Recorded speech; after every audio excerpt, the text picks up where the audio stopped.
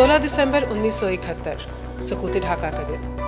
हम सब के दिमागों में बहुत सारे ऐसे सवाल हैं जिनके जवाब तलाश करने आज मैं आई हूँ आर्मी म्यूज़ियम रावलपिंडी, और यहाँ पर एक गैलरी मखसूस है 1971 की यादों के लिए। उसमें हमारे जवानों और अफसरों की याददाश्तें भी मौजूद हैं जिन्होंने 1971 में भी दास्तान शुजात रकम की। उसके अलावा दुश्मन से छीने हुए हथियार भी यहाँ रखे हैं जो इस बात की गवाही है कि तारीख में बहुत सारा उतार चढ़ाव था। बहुत सारी ऐसी मालूमात थी जिन तक हमारी आने वाली नस्लों की रसाई होनी चाहिए।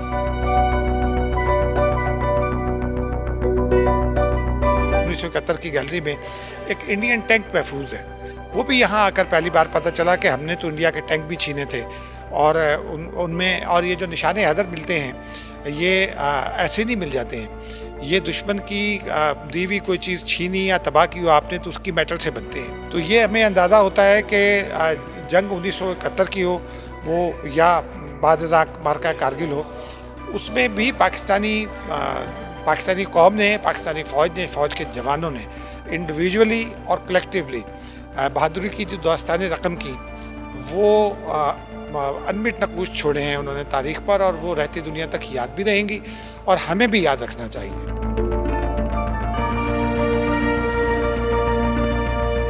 ज़मीनी हक़ाइक़ को जानना चाहिए। सच्चाई क्या है उसके लिए सबूत चाहिए होता है, और आप यही देख लीजिए 1971 की जंग में इंडिया की जानिब से छोड़कर जो वो अपने हथियार या टैंक भागे थे वो आज भी आर्मी म्यूज़ियम में महफूज है।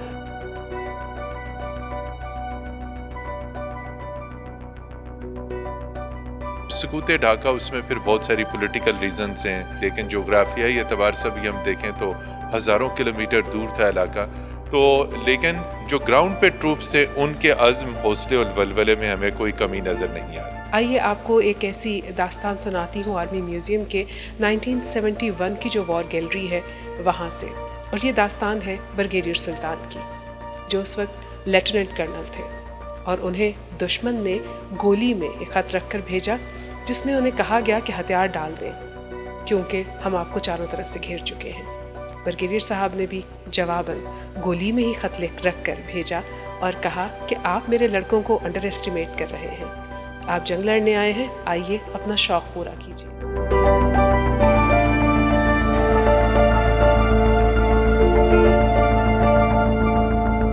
ये सब्ज़ हिलाली परचम जो इस वक्त आप देख रहे हैं, ये किसी फ़ौजी के पास नहीं था, बल्कि ये चटागांग में एक फ़ौजी फाउंडेशन की इमारत के ऊपर लगा हुआ था।